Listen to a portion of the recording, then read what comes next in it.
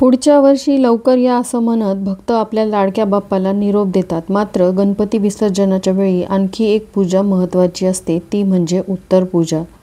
गणपती आगमनाच्या दिवशी जशी प्राणप्रतिष्ठा महत्त्वाची आहे, त्याच पद्धतीने गणपतींचं विसर्जन करताना उत्तर पूजा करणं गरजेचं आहे. गणपतींची प्राणप्रतिष्ठा करताना मूर्तीमध्ये प्राण घातले जातात, तर उत्तर पूजा करताना मूर्तीतून प्राण काढला जातो. म्हणजेच त्या मूर्तीचं फक्त मूर्त स्वरूप राहतं. पण ही उत्तर पूजा कशी करावी, उत्तर पूजा करताना कोणता मंत्र बोलावा, बाप्पांसोबत अशी कोणती वस्तू सोबत द्यावी, उत्तर पूजा झाल्यानंतर बाप्पांचं विसर्जन कसं करावं, याबद्दलची सगळी माहिती मी आज या व्हिडिओमध्ये शेअर करणार आहे. त्यामुळे व्हिडिओ स्किप न करता शेवटपर्यंत बघा. श्री स्वामी समर्थ. नमस्कार सर्वांना, स्वागत आहे तुमचं माझ्या यूट्यूब चॅनलवरती. आजचा दिवस तुम्हाला खूप छान, सुखाचा, समाधानाचा जाऊ देत, हीच मी स्वामींच्या चरणी प्रार्थना करते आणि आजच्या या नवीन व्हिडिओला सुरुवात करते. तर पहा, घरोघरी बाप्पांचं आगमन हे झालेलं आहे. काही घरांमध्ये 1.5 दिवसाचा, तर काही घरांमध्ये 2.5, 5, 7 किंवा अगदी अनंत चतुर्दशीपर्यंत बाप्पांची स्थापना घरामध्ये केली जाते. आणि ज्याप्रमाणे बाप्पांची स्थापना करतो, अगदी त्याच प्रकारे विधिवत बाप्पांची उत्तर पूजा करणं देखील महत्त्वाचं आहे. सगळ्यात महत्त्वाचं म्हणजे तुमच्या घरामध्ये जेवढ्या दिवसांसाठी बाप्पा हे विराजमान झालेले आहेत, त्यानंतर बाप्पांच्या त्या मूर्तीचं आपल्याला विसर्जन करणं गरजेचं असतं. कारण पार्थिव मूर्ती आपण घरात आणल्यानंतर आपण त्या मूर्तीमध्ये प्राण आणलेले असतात आणि जेवढे दिवस आपण संकल्प केलेला असतो, तेवढे दिवस बाप्पा हे आपल्या घरामध्ये जागृत असतात. त्यानंतर बाप्पांचं विसर्जन करणं आवश्यक असतं. आता ज्या दिवशी तुम्ही बाप्पांचं विसर्जन करणार आहात, तुमच्या प्रथेपरंपरेनुसार त्या दिवशी तुम्हाला पहाटे लवकर उठायचं आहे. बाप्पांचं विसर्जन हे कधीही सकाळी उठल्याबरोबर करू नये. माध्यान्ह काळातच बाप्पांचं विसर्जन हे केलं जातं. उत्तर पूजा करणाऱ्या व्यक्तीने, मग ती स्त्री असेल तर तिने कपाळी कुंकू लावायचं आहे, पुरुष असेल तर त्यांनी कपाळी गंध लावायचा आहे आणि त्यानंतर उत्तर पूजेला सुरुवात करायची आहे. तर उत्तर पूजा करण्यासाठी आपल्याला आचमन करायचं आहे. ज्याप्रमाणे आपण प्राण प्रतिष्ठा करत असताना आचमन केलं होतं, अगदी तसंच आचमन आपल्याला उत्तर पूजेच्या दिवशी देखील करायचं आहे. तर पळीने हातावरती आपल्याला पाणी घ्यायचं आहे आणि आचमन करत असताना ओम कृष्णाय नमः असं म्हणत ते पाणी प्यायचं आहे. आणि त्यानंतर परत ओम केशवाय नमः, ओम नारायणाय नमः, ओम माधवाय नमः असं 4 वेळा कृष्णांची नावं घेऊन ते पाणी पिऊन घ्यायचं. आणि 5व्या वेळी ओम विष्णवे नमः असं म्हणत ते पाणी आपल्याला ताम्हणामध्ये सोडून द्यायचं आहे. त्यानंतर बघा, आपण पहिल्या दिवशी प्राणप्रतिष्ठेचा संकल्प घेतलेला होता. तो संकल्प आपल्याला उत्तर पूजेच्या दिवशी सोडायचा असतो. म्हणून आपल्याला उजव्या हातामध्ये एक फूल घ्यायचं आहे, त्यावरती हळदी कुंकू अक्षदा टाकायच्या, पळीनी 2 पळ्या पाणी टाकायचं आहे. आणि त्यानंतर बाप्पा जेवढ्या दिवसांसाठी तुमच्या घरामध्ये तुम्ही स्थापन केलेले होते, त्यासाठी बाप्पांकडे प्रार्थना करायची की बाप्पा, तुम्ही माझ्या घरामध्ये 1.5 दिवसांसाठी, 2.5 दिवसांसाठी किंवा 5, 7, 10 दिवसांसाठी विराजमान होतात. आणि जेवढे दिवस तुम्ही माझ्या घरात होता, तेवढे दिवस अगदी मनापासून मी तुमची सेवा केलेली आहे. या सेवेदरम्यान जर कळत न कळत माझ्या हातून, माझ्या कुटुंबाच्या हातून काही चुका झाल्या असतील, त्या चुका तुम्ही माझ्या पोटात घ्या. कळत न कळत आमच्या हातून तुमची सेवा करत असताना काही राहून गेलं असेल तर मोठ्या मनाने आम्हाला माफ करा आणि आमच्या कुटुंबावरती तुमचा आशीर्वाद कायम राहू द्या, अखंड राहू द्या. आमच्या कुटुंबामध्ये सर्व कुटुंबियांना आयुर, आरोग्य, सुख, समृद्धी, वैभव, ऐश्वर्य लाभू द्या आणि वर्षभर माझ्या कुटुंबावरती तुमची कृपादृष्टीही राहू द्या. आणि असं म्हणत तो संकल्प जो आहे तो ताम्हणामध्ये तुम्हाला सोडायचा आहे. त्यानंतर आपण जो दिवा गणपती बाप्पांसमोर प्रज्वलित केलेला होता, त्याला हळदी कुंकू अर्पण करायचं, त्याला एखादं फूल अर्पण करायचं.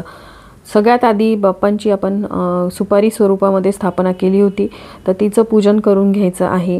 जर तुम्ही रिद्धी सिद्धी स्वरूपामध्ये 2 बाजूला सुपाऱ्या ठेवल्या होत्या, तर त्यांचं हळदी कुंकू टाकून पूजन करायचं आहे. आणि ज्याप्रमाणे प्राणप्रतिष्ठेच्या दिवशी आपण बाप्पांचं पूजन केलं होतं, तर तसंच आपल्याला उत्तर पूजेच्या दिवशी देखील करायचं आहे. बाप्पांवरती फुलांनी पाणी शिंपडायचं आहे. त्यानंतर पंचामृताने पाणी शिंपडायचं. त्यानंतर पंचोपचार विधीमध्ये बाप्पांना आपल्याला गंध, अक्षदा, लाल रंगाचं जास्वंदाचं फूल, दुर्वांची एक जुडी अर्पण करायची आहे. पहिल्या दिवशी आपण गोडाधोडाचा नैवेद्य बनवला असेल, तर शेवटच्या दिवशी देखील आपल्याला काही ना काहीतरी बाप्पांसाठी बनवायचं आहे. मग तुम्ही पूर्णावरणाचा नैवेद्य पहिल्या दिवशी बनवलेला असेल, तर उत्तर पूजा म्हणजेच विसर्जनाच्या दिवशी तुम्ही खीर, पोळी असं काहीतरी गोडाचं बनवू शकता. मोदक तर आपण बनवतोच, पण या व्यतिरिक्त बाप्पांसाठी, बाप्पांना निरोप देत असताना आपल्याला काहीतरी गोडाचा पदार्थ बनवायचा आहे. बाप्पांना नैवेद्य अर्पण करायचा आहे. मोदक देखील बाप्पांना दाखवायचे आहेत. मोदकाशी केल्याशिवाय बाप्पांचा नैवेद्य हा अपूर्ण आहे. धूप दीप ओवाळायचं, संपूर्ण कुटुंबासहित आपल्याला बाप्पांची आरती करायची आहे. आरती झाल्यानंतर मग आपल्याला बाप्पांच्या पार्थिव मूर्तीचं विसर्जन हे करायचे, म्हणजेच उत्तर पूजा जी आहे ती करायची आहे. सगळ्या साहित्याचं काय करायचं हे देखील मी सांगते. तर पहा, आता आपण उत्तर पूजा करत असताना सर्वप्रथम काय करायचं, तर ज्याप्रमाणे आपण प्राणप्रतिष्ठेच्या दिवशी बाप्पांच्या मूर्तीमध्ये प्राण आणले होते, दुर्वांची जोडी घेतली होती, तुपात बुडवून बाप्पांच्या मूर्तीमध्ये आपण प्राण आणले होते. तर आता हे जे प्राण आहेत ते आपल्याला काढून घ्यायचे असतात. काढून घ्यायचे म्हणजे बाप्पांना निरोप देण्यासाठी पार्थिव मूर्तीमधले प्राण जे आहेत ते निघून जातात आणि बाप्पा परत मूर्ती स्वरूपामध्ये येतात, म्हणजे जागृत अवस्थेतून ते मूर्तिमंत होतात. म्हणून आपल्याला ही विधी करणं आवश्यक आहे. तर त्यासाठी काय करायचं की थोड्याशा अखंड अक्षदा आपल्याला हातामध्ये घ्यायच्या आहेत आणि आपल्याला एक मंत्र बोलायचा आहे. ज्याप्रमाणे प्राणप्रतिष्ठा करत असताना हे गणपती बाप्पा तुमच्यामध्ये प्राण येऊ देत किंवा प्राणप्रतिष्ठा मंत्र तुम्ही बोलला असेल, अगदी त्याच प्रकारे उत्तर पूजेच्या दिवशी आपल्याला बाप्पांकडे पुनरागमन करण्यासाठी, प्रार्थना करण्यासाठी थोड्याशा अक्षदा हातामध्ये घेऊन स्क्रीनवरती दिलेला मंत्र पठण करायचा आहे. हा मंत्र आपण बऱ्याचशा पूजाविधीमध्ये म्हणतो. यामुळे काय होतं की म्हणजे यावर्षी जरी गणपती बाप्पा आपल्या घरामध्ये असले तरी पुढच्या वर्षी परत त्यांनी आपल्या घरामध्ये यावं, कुटुंबामध्ये सुख समृद्धी आयुर आरोग्य घेऊन यावं, कुटुंबावरती त्यांचे अखंड आशीर्वाद राहावेत, यासाठी हा मंत्र आपल्याला बोलायचा आहे. आणि अक्षदा ज्या आहेत त्या संपूर्ण पूजेवरती आपल्याला टाकायच्या आहेत. थोड्या थोड्या अक्षदा टाकायच्या आणि त्यानंतर आपल्याला सर्वप्रथम बाप्पांसमोर ठेवलेला जो कलश आहे तो थोडासा हलवून घ्यायचा आहे. कलश हलवल्यानंतर बाप्पांची मूर्ती थोडीशी हलवायची आहे. तर मूर्ती हलवत असताना ती नेहमी उत्तरेकडे करावी. उत्तर दिशा जी आहे ती आपली उत्तरोत्तर प्रगती करण्यासाठी अतिशय शुभ तिथी मानली जाते. दक्षिणेकडे वगैरे अशी बाप्पांची मूर्ती हलवण्याची चूक आपल्याला करायची नाही. बाप्पांची मूर्ती थोडीशी हलवल्यानंतर ती उत्तरेकडे झाली तरीही चालेल. त्यानंतर आपल्याला जे बाप्पांना जे काही आपण अलंकार अर्पण केलेले होते, ज्यामध्ये मोत्याचा हार असेल किंवा जानवं असेल, त्या जानव्याला किंवा बाप्पांच्या हातामध्ये आपल्याला शिदोरी देखील द्यायची आहे. बघा, आपण कुठे गावाला जात असलो, पूर्वीच्या काळी कसं सोबत काही ना काहीतरी गोड दशम्या म्हणा किंवा पोळी आणि तूप साखर सोबत द्यायचे, कारण शिदोरी ही सोबत नेण्याची प्रथा होती पूर्वीपासून. तसंच आता बाप्पा आपल्या घरामध्ये 10 दिवसांसाठी होते. आता बाप्पा आपल्या घरातून निघाले आहेत, तर जाताना बाप्पांसोबत काहीतरी शिदोरी आपल्या घरून दिली जाते.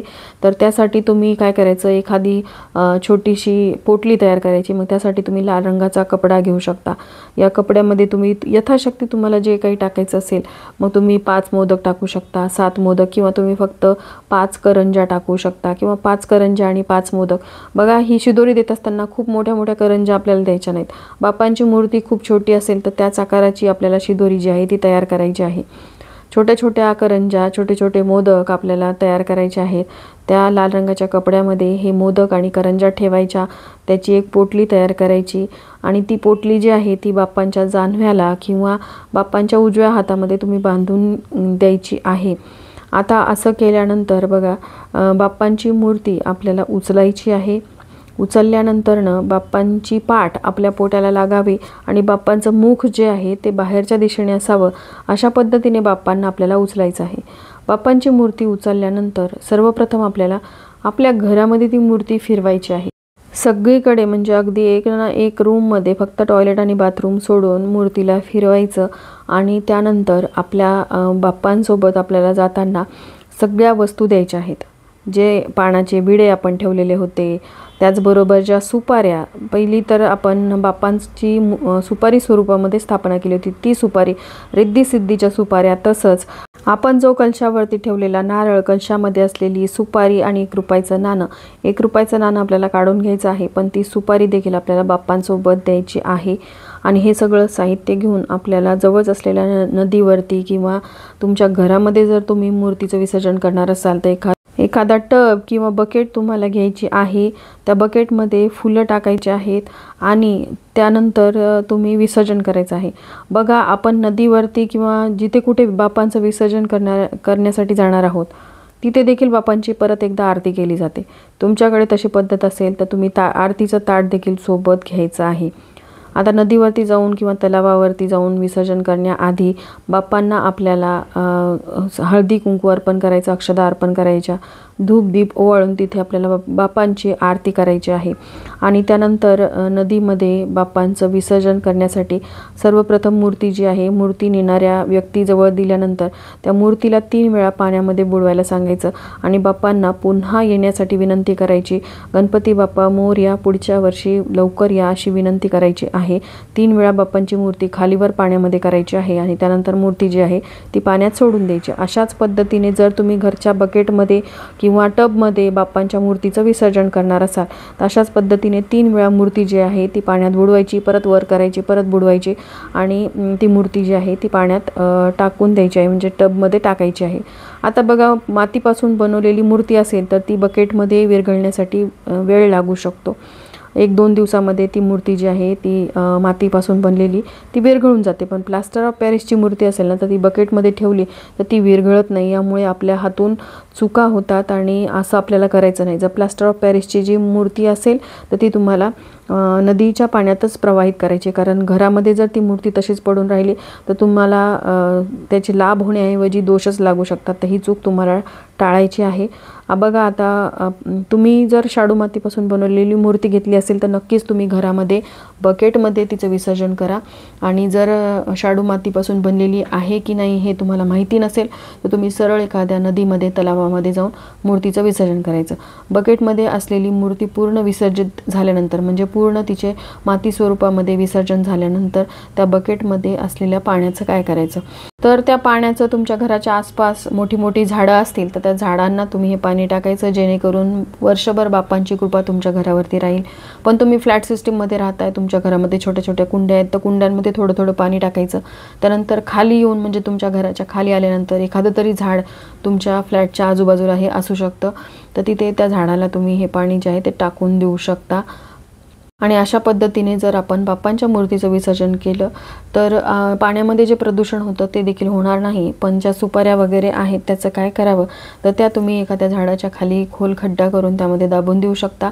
खाण्याच्या ज्या वस्तू आहेत त्या तुम्ही एखाद्या झाडाखाली ठेवून देऊ शकता, जेणेकरून तिथे पशु पक्षी वगैरे ह्या ज्या वस्तू आहेत, मग पानाचा विडा असेल किंवा बाप्पांना सोबत दिलेले मोदक असतील तर ते खाऊन घेतील आणि बाप्पांचं विधिवत आपल्या हातून विसर्जन देखील होईल आणि आपल्या हातून अन्नदान देखील घडेल आणि कोणतेही दोष आपल्याला लागणार नाहीत। आपल्या हातून विधिवत बाप्पांचं उत्तर पूजा झाल्याचं समाधान देखील आपल्याला लाभेल। आता तुम्ही नदीवरती विसर्जन करणार आहात तर सोबत नेलेल्या वस्तू ज्या आहेत त्या पाण्यात फेकून न देता तुम्ही तिथेच एखाद्या झाडाखाली खड्डा करून त्या जर दाबून दिल्या तर पाण्यात असलेलं प्रदूषणही टळेल आणि आपल्याला कोणतेही दोष लागणार नाहीत। तर ह्या काही गोष्टींची आपल्याला बाप्पांचं विसर्जन करत असताना काळजी देखील घ्यायची आहे आणि अशा पद्धतीने बाप्पांचं विधिवत विसर्जन आपल्याला करायचं आहे, अगदी साध्या सोप्या पद्धतीने। तर चला, अतिशय छोट्याशा माहितीसह आजचा हा व्हिडिओ मी इथं सेंड करते। व्हिडिओ आवडला असेल, थोडा जरी हेल्पफुल वाटला असेल तर लाईक, शेअर, सबस्क्राईब करा। गणपती बाप्पा मोरया।